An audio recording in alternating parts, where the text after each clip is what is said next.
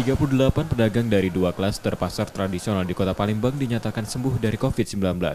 Pedagang tersebut 33 diantaranya berasal dari Pasar Kebun Semai dan 5 lainnya dari Pasar Kebun Bunga. Para pedagang yang positif tersebut merupakan orang tanpa gejala. Mereka sudah menjalani isolasi secara mandiri di rumah. Sebelumnya upaya penelusuran atau tracking telah dilakukan pada kontak erat dari kasus positif di pasar tradisional. Satgas COVID-19 Palembang mencatat, saat ini tidak ada lagi kasus aktif dari klaster pasar tradisional di Palembang. Pasar Kebun Setengah itu sekitar Idul Fitri ya. Sampai sekarang data terakhir dari 33 orang semuanya sudah dinyatakan sembuh semua. Ya. Nah di Pasar Kebun Bunga ada 5 orang yang hasil swabnya positif. Sampai sekarang, sampai terakhir sudah hasilnya negatif dan dinyatakan sembuh semua. Jadi 38 kasus yang ada di 2 pasar itu semuanya sudah dinyatakan sembuh.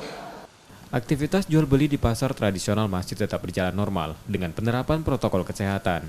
Pedagang dan pembeli diwajibkan mengenakan masker dan diminta mencuci tangan di fasilitas yang ada. Hingga 4 Agustus 2020, Kota Palembang mencatatkan 2.288 kasus positif. 99 kasus berakhir dengan meninggal dunia, sedangkan lebih dari 1.000 kasus dinyatakan sembuh. Rizky Nurmizan, Kompas TV, Palembang.